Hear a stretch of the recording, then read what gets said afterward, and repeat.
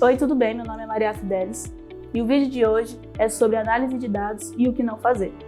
Fique super à vontade em deixar seu feedback aqui nos comentários. E se você ficou interessado em fazer parte do nosso ecossistema, os links estão todos na descrição. Um bom vídeo! Então, como disse inicialmente, vamos falar um pouquinho aqui sobre o que não fazer na análise de dados. Aqui seguem meus contatos do Thiago e da Dani no LinkedIn, então não deixem aí de bater um papo com a gente após aqui nosso bate-papo, qualquer outro dia da semana. Adoramos falar de dados, de tecnologia, nosso mercado aí de saúde, então estamos aí à inteira disposição. Qualquer coisa é só lugar aí a qualquer um de nós três, tá bom? Então, vou passar ali brevemente, né, falando um pouquinho sobre a AFIA, como é que estamos organizados aqui na área de análise de dados na AFIA, o que é análise de dados, dar uma pinceladinha e algumas dicas sobre o que não fazer na análise de dados. Galera, só para garantir, vocês estão vendo passar, né, os slides? Estamos vendo, sim. Perfeito. Bom, então falando um pouquinho sobre a AFIA, né? A AFIA é o maior ecossistema de educação em saúde e health techs do Brasil. Ela é a única empresa que se relaciona com o médico em todas as fases da carreira e trazendo ali sempre educação de qualidade e múltiplas soluções digitais para cada etapa da carreira do médico. Então, quando uma pessoa pensa em ser médica, né, já tem ali alguma solução da AFIA, né, um curso de graduação, cursos preparatórios com a Medcel, pós-graduação com a IPMed, e ao longo de cada etapa ali da jornada do médico, nós vamos agregando tecnologias e soluções de apoio ao médico, né, para que ele possa se dedicar ao que de fato importa, que é ali cada vida que ele atende, cada vida que ele salva.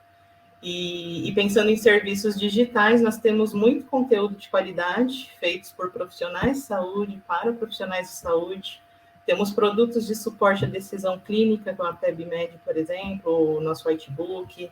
Temos soluções de prontuário, gestão de consultório, telemedicina com a iClinic, plataforma de gestão financeira para consultórios, médicos e clínicas, e assim por diante. Então, temos aí um mundo de possibilidades e de ótimas soluções para toda essa jornada. E querendo nos conhecer um pouco mais, não deixe aí de acessar o site da AFIA, tá? E aí, pessoal, acho que dá para perceber, né, que nós coletamos muitos dados, né, referentes a cada um desses nossos produtos, cada um dos serviços, das verticais da empresa. E é com esses dados que nós temos ali a possibilidade de ir guiando adequadamente o nosso negócio e as nossas soluções. E é aí que entra o meu time de análise de dados, né? Nós temos aí como principal responsabilidade, né, difundir a cultura analítica em toda a empresa, ajudando as áreas com insights e, consequentemente, nas tomadas de decisão, apoiando aí a empresa no rumo à cultura data-driven, né, que ontem a nossa diretora, inclusive, deu uma prévia aqui para a galera de como é que estamos aí rumo a essa cultura data-driven, que trata justamente de guiarmos o negócio baseando-se em dados, né? Então, para isso, o meu time fica muito próximo ao negócio, alguns alocados junto às áreas, outros alocados em squads de dados, e nós trabalhamos ali num formato de chapter muito, muito parecido com o que faz o Spotify, né? Para que possamos o tempo inteiro interagir, reaproveitando soluções que cada um vai gerando ali nos times e nas squads dos quais participa, né? Meu time possui 3 coordenadores e mais de 20 analistas, distribuídos aí nas várias verticais de negócio, e até o final do ano nós estaremos aí com 31 pessoas somente na área aqui de análise de dados. A área de dados como um todo terá, acho que cerca de 80 ali até o final do ano. E aí, legal, né? Time grande, legal pra caramba. Janaína, você falou de um monte de palavras bonitas ali sobre análise de dados, insights, data-driven, né? Decisão. Mas, afinal, o que é análise de dados, né? E aí, galera, vocês vão encontrar aí inúmeras descrições, inúmeras bibliografias aí que descrevem o que é análise de dados, o que é analytics, né? E trocando em miúdos, análise de dados é o uso de dados e informações para tomada de decisão, né? Então, a gente fala assim, parece que é super simples, né? Nossa, é o uso de dados e informações para tomada de decisões, mas uma frase tão simples e tão impactante dessa torna aí a análise de dados um conceito muito, muito genérico e muito amplo, né? Isso acaba gerando uma série de conclusões precipitadas e até errôneas sobre o que a gente faz aqui na análise de dados, sobre os conceitos, sobre as práticas, né? Então, se há algo nesse conceito aqui que eu acabei de passar para vocês e que eu gostaria que ficasse gravado aí nas nossas cabeças, né, é que análise de dados, analytics, ela tem a ver com decisão, né? A palavra é decisão. Então, a análise de dados serve para que tomemos decisões de forma consciente e assertiva, porque estamos ali olhando para o que aconteceu, né? Estamos olhando para dados. Já não é um achismo, né? Então, se no fim do dia, o meu time, grande do jeito ali que eu mostrei para vocês, está gerando uma série de entregáveis, um monte de dashboards, de reportes, de modelos, de estudos, mas a galera lá da ponta não está tomando decisão em cima desses dados, então, se isso acontecer no fim do dia, nós não teremos feito a análise de dados de forma efetiva, né? Então, tudo que nós fazemos aqui precisa estar totalmente linkado com o que o negócio precisa, né? Nós temos que apoiar o negócio nas tomadas de decisão em cima desses dados. E aí a gente consegue vir mostrando algumas possibilidades de melhoria, mostrando alguns gaps que, de repente, estariam em pontos cegos. A gente vai trazendo insights, né, para aumentar algumas possibilidades de negócio. E é aí que eu puxo o gancho sobre alguns pontinhos que entendemos que você não pode deixar de fazer numa análise de dados, justamente para conseguir apoiar o negócio aí com as suas descobertas, né? Então, o primeiro dos pontos aí que entendemos que é legal de passar é que nunca podemos deixar de fazer um bom entendimento de negócio, para então, a partir daí, partir para análise de dados, né? Então, o pesadelo da área de análise é entregar algo que não traga valor para o negócio, né? Ou seja, você fez uma entrega bonita, linda, maravilhosa, e no fim não vai servir para nada, né? Então, neste ponto de entendimento de negócio, é muito importante que utilizemos ali alguma metodologia para entendimento das demandas, né? Aqui nós usamos uma matriz ali que nos demonstra que visões que o usuário precisa utilizar, que ele pensa em utilizar, né, que traria ali alguma clareza sobre o seu negócio, o que ele pensa em medir, que tipo de filtro ele acha que para ele traria algum valor ali para ele ir descendo os níveis na informação. Então, tem uma série de metodologias que a gente pode encontrar aí, e você pode se utilizar de qualquer uma, desde que ela te traga clareza, né, sobre que decisões o negócio precisa tomar, que perguntas o negócio precisa responder, quais as dores e dificuldades que o negócio vem sentindo, né? O que a gente quer alcançar.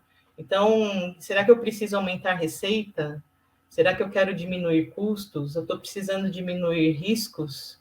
Ou será que eu preciso reposicionar minha área, né? Então, tem uma série de objetivos ali, de dores, de dificuldades que a gente precisa entender antes de sair fazendo qualquer dashboard, qualquer report. E somente após esses entendimentos é que eu consigo pensar, né, na análise ali mais adequada para responder a todos esses pontos e apoiar devidamente o negócio ali nas tomadas de decisão. Um outro pontinho que achamos importante trazer aqui é que não vale você mostrar dados só por mostrar, né? Os dados servem para diminuir as incertezas em momentos de tomada de decisão, né? Só por isso que a gente usa dados. Então, uma coisa que a gente tem que entender é que os dados por si só não dizem muita coisa, né? Então, imagina que eu mostro, sei lá, um gráfico de barras ali para o negócio com os 12 meses do ano de 2021 e mostro ali um zigue-zague de números, sei lá, de alunos matriculados na AFIA. Então, tem mês que sobe, tem mês que desce, tem mês que sobe, tem mês que desce. Mas e aí, né? O que está acontecendo ali de fato? Só ver o número, só ver o zigue-zague, normalmente, né, e provavelmente não é suficiente. Então, o que está acontecendo ali por trás, né? O que de fato, será que é bom, será que é ruim? Será que aquelas quedas são sazonais ou tem algo que eu preciso ali me preocupar? Então, como é que esses dados se tornam valiosos, né? Só mostrá-los não é suficiente, eu preciso dar algum significado a eles. Então, fazendo ali as análises exploratórias, né, que são as primeiras análises que a gente vai fazendo ali, distorcendo os dados, a gente começa a identificar insights e temos sempre que pensar em como contextualizar a galera, né, o negócio, a empresa, sobre o que está acontecendo por trás daqueles números, né? Qual a melhor forma que a gente vê hoje de se fazer isso? Contando uma história com esses dados, né? Então, acho que muitos de vocês aí, se não todos, devem estar ouvindo falar muito sobre storytelling com dados, né? Então, é um assunto que está muito em pauta, justamente porque só mostrar números já não é suficiente. Então, storytelling com dados, basicamente, traz aí para a gente um conjunto de técnicas que nos orientam, né, em apresentações de informações e insights para o nosso público, de forma que você traga esse sentido, traga esse significado aos dados que você está apresentando, né? Então, esse é um pontinho aqui que você não pode deixar para trás, tá? Bastante importante saber contextualizar os seus dados e trazer os sentidos para ele. Um outro ponto é a questão de não complicar a visualização desses dados. Então, imagina que você foi lá, fez um storytelling lindo, conseguiu contar a história por trás dos dados, mas na hora de mostrar, foi aquela coisa frustrante, né? Então, para comunicar os resultados das análises, você sempre precisa pensar em como fazer também uma apresentação visual que seja eficaz para o negócio, né? Então, você tem que pensar numa forma que você consiga passar claramente o contexto dos dados para esse público. Então, se você conta uma história bonita, mas não sabe como demonstrá-la adequadamente, logo mais ali a análise de dados também vai cair por terra, né, muito rapidamente, porque o negócio tem que bater o olho ali e entender, né? Não basta ser bonito, tem que dizer algo para as pessoas que vão tomar decisão. E aí, né, a gente ali, enquanto analista, às vezes pode se empolgar, né, em gerar inúmeras visões distintas sobre aqueles dados, aquele monte de gráfico bonito, gráficos 3D orbitantes, e no fim, aquilo fica mais claro para a gente do que, de fato, para a galera ali de negócio, que precisa ter uma atuação rápida, e aí esse não é o resultado que a gente pode dar, tá? E aproveitando esse gancho aqui de visualização, eu vou chamar a Dani e o Thiago para participarem aqui mais ativamente do nosso papo, para que eles tragam aí dicas de práticas em visualizações que possam nos apoiar também nessa trajetória, tá? E aí, mestres, o que vocês têm para a gente aí sobre visualização? Temos um assunto muito legal, mestra. Então, vamos lá, pessoal, vamos à prática. Mas antes de passar para o próximo slide, imagine uma tela em branco. Tudo que você coloca lá consome processamento mental por parte do seu público. Por isso, identificar esses elementos que desviam a atenção e não agregam valor é muito importante, porque tudo isso é saturação e ela precisa ser eliminada. Aí, depois dessa explicação, nos deparamos com essa situação. Então, quando você olha para esse slide, o que você primeiro preste atenção? Eu, pelo menos, vi o desenho do médico, para depois olhar para o que ele está apontando, que é a verdadeira informação, que são os dados.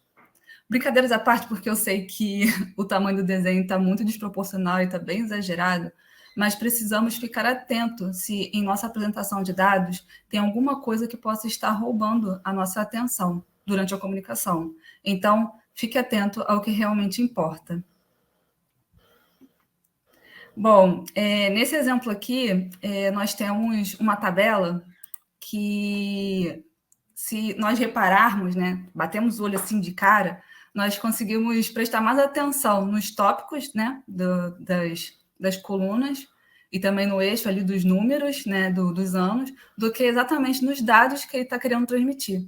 Então, quando você olha para essa tabela, qual informação você adquire daqui? Eu, pelo menos, eu fico procurando, não consigo entender exatamente o que está querendo transmitir. Falando por mim, eu só vi os títulos, viu? Então, eu, quando olho assim de primeiro, né, de bate-pronto, o que mais chama a minha atenção é esse fundo preto. Então, uma sugestão de melhoria aqui é a gente diminuir, tirar esse fundo escuro, para que a gente possa realmente transmitir a informação que a gente deseja, que são os dados. E quando a gente ainda coloca o total ali em negrito, isso faz chamar ainda mais atenção para o que a gente quer. A gente dá um enfoque. A gente usa o atributo pré-atentivo para chamar nossa atenção para o que a gente realmente quer transmitir durante a nossa comunicação. Sim, agora eu consegui ver os números ali, viu? Fez sentido. Ah, que bom. Esse é o objetivo da visualização. Aqui, nós temos um outro exemplo. Quando nós olhamos aqui, né, mestra, o que você identifica aqui? Por exemplo, eu não sei qual é o objetivo, né? Se eu tenho que ver qual a região que tem mais conteúdos selecionados, qual a região que tem menos conteúdos. Nós temos aqui já o título, mas temos também os títulos nos eixos, então isso não... Eu percebo muitas legendas também, viu, Dani? Algumas cortadas ali, que parecem nomes de estados, tem uma ali no eixo Y, o título, de fato, uma certa poluição aí, né? Exatamente, nós temos muita saturação aqui. Então, para a gente facilitar o entendimento do nosso público, nós utilizamos de alguns artifícios que melhoram essa visualização. Então, por exemplo, transformando esse gráfico de colunas em barras, nós fazemos com que os nomes das regiões elas fiquem por completo. Então, a gente não fica naquela dúvida, que região é aquela, que região é aquela. Então, a gente consegue já olhar e ver qual é a principal informação. E o que nós queremos transmitir? Que o Rio de Janeiro, São Paulo e Buenos Aires são os lugares que têm maior conteúdos vistos, né, que são selecionados. E, além disso, nós retiramos os títulos dos eixos, que melhora também, colocamos os rótulos de dados nas barrinhas ali. Então, a gente consegue ver com precisão também quantos conteúdos foram vistos. Então, essa é uma forma de você melhorar a visualização também. Amém. Bom dia, pessoal. Desculpa a confusão. Está difícil o acesso aqui, mas só prosseguindo com os exemplos que a Dani está passando, de pronto, quando a gente vê esse gráfico de barras, a gente vê uma diferença gritante entre os dois rótulos, né, A e B. E, a princípio, isso deveria ser um choque para a gente, dependendo da informação que está passando, né? Mas quando a gente deriva um pouco a análise, quando a gente aprofunda e vai ver os valores, a gente repara que a diferença dos valores não é tão gritante assim. A gente está falando de 30% e 27%. Isso acontece porque, dependendo da ferramenta de visualização, ele deixa a escala do eixo Y configurada de maneira relativa. E às vezes não é isso que é interessante para a gente. Então, uma boa prática é sempre iniciar o eixo Y com o valor 0, para você ter um referencial, e adequar a sua escala para que os valores, comparativamente falando, estejam bem dispostos. Então, a gente vê bem como faz a diferença, né, quando a gente faz esses ajustes com o gráfico da direita, né, com os dois gráficos da direita, vendo que a diferença não é tão gritante assim, e aí isso, enfim, potencializa e preocupa menos, dependendo da informação que é passada, o tomador de decisão.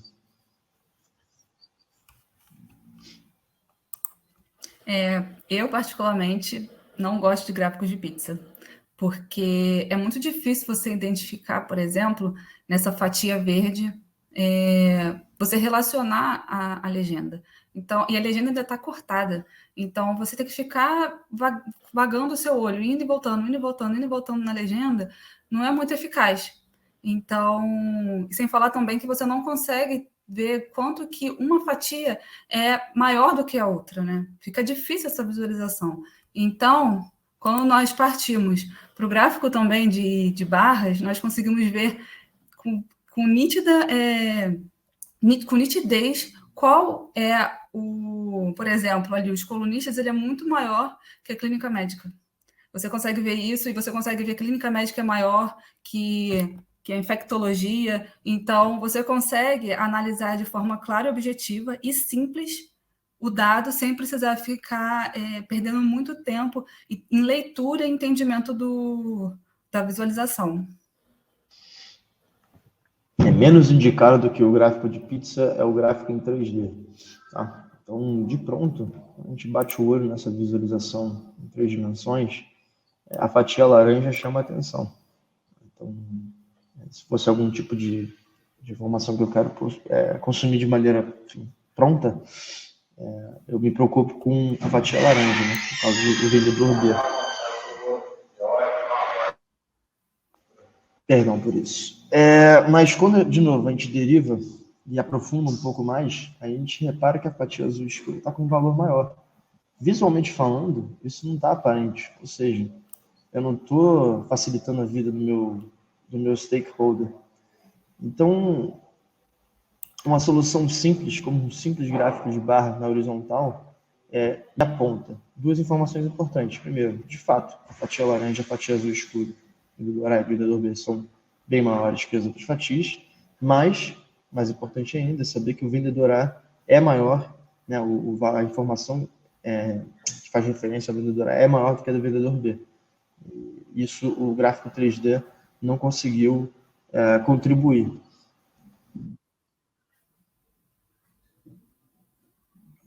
E, bom, nesse exemplo aqui, no gráfico com o eixo Y secundário, você observa que isso requer tempo e leitura para conseguir interpretá-lo. Então, é difícil você conseguir relacionar cada eixo com os dados que estão nessa visualização. Por exemplo, nós temos aqui as barras que estão relacionadas ao eixo da esquerda, as linhas relacionadas ao eixo da direita, mas como também os dados não estão rotulados ali, fica difícil você conseguir mensurar, né, o que essa visualização está querendo transmitir.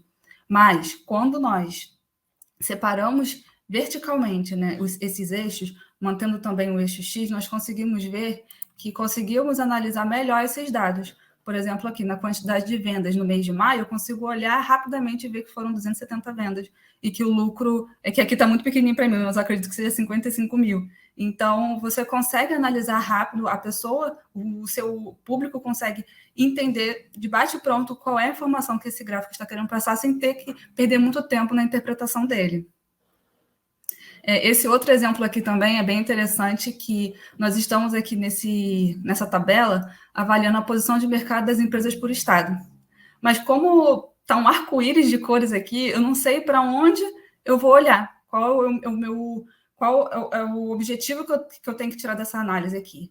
Então, o fato de você utilizar cores como um atributo pré-atentivo, no lado do que não fazer, você não consegue utilizar essa propriedade das cores. Então, mas quando você vai para o lado do que fazer, nós conseguimos utilizar um mapa de calor, ou seja, nós trabalhamos com a saturação da mesma cor e assim eu consigo analisar os dados de forma muito mais rápida. Eu consigo olhar e ver as posições onde está o número 1, número 2, número 3, porque fizemos esse degradê das cores, esse caminho, e assim a gente consegue interpretar melhor esses dados. Galera, em conclusão, o que a gente conseguiu aprender nesses rápidos exemplos, nesse curto tempo, de alguns casos que a gente pode evitar, né? Apesar de parecerem um pouco óbvios e simples, ingênuos, muitos desses casos são parte do dia a dia de alguns stakeholders, de alguns tomadores de decisão. Então, sempre facilitar a vida deles, como analista de dados, no papel de analista de dados, é parte do escopo. Então, alguns bullets rapidinho, só para resumir a nossa conversa: eliminar os ruídos das visualizações, né? O excesso de informação não é diretamente correlato com boa informação. Às vezes você tem perguntas simples para responder e eliminar esse excesso, né, esses ruídos, facilita a vida do tomador. Pensar de maneira simples, né?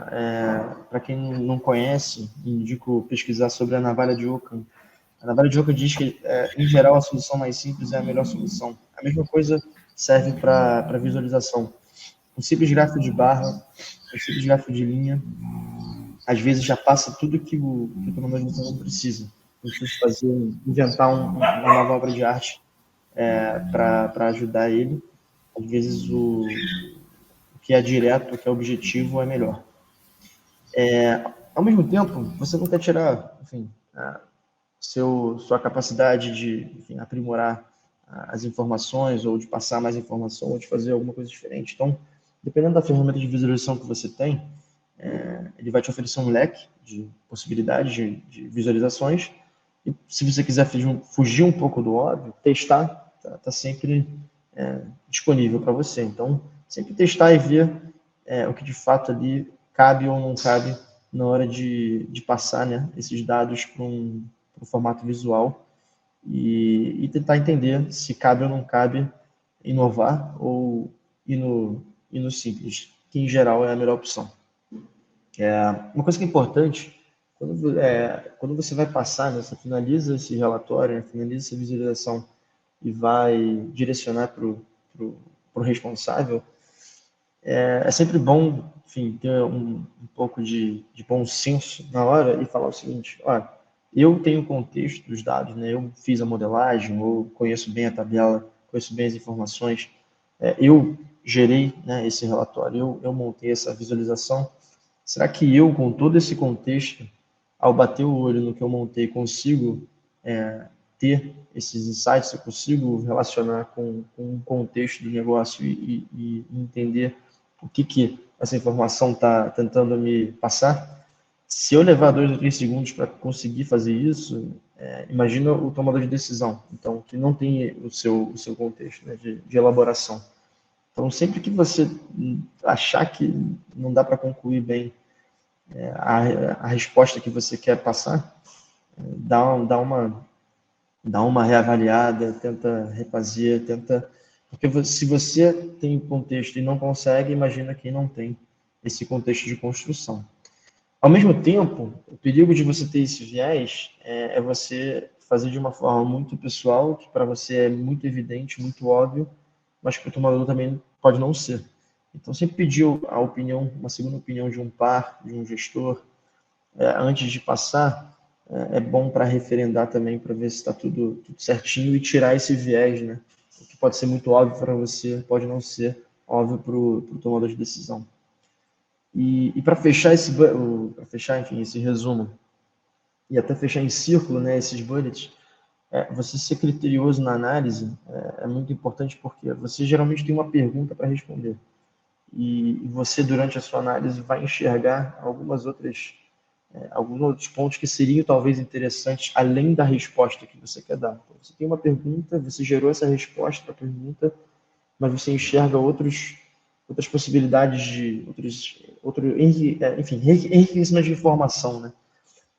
Seja bem criterioso na hora de enriquecer um relatório, tá? Pense bem se você não está gerando ruído, pense bem se o stakeholder está interessado em ter essa informação extra, ou se de fato só responder a pergunta já gera bastante valor para ele, tá? E é isso, mestres. O que tínhamos para bater um papo hoje é isso. Então, só deixando aí deixando a deixa de que temos vagas. Então, tendo aí alguma indicação, alguma possibilidade aí de ter alguma relação com a gente, não deixe de entrar em contato. E agradeço aí toda a atenção. E meninos que nos apoiaram aí, muito obrigada a vocês também, viu? Muito obrigada pela sua participação. E se você ficou interessado em fazer parte do nosso ecossistema, os links vão estar todos aqui na descrição. Até o próximo vídeo!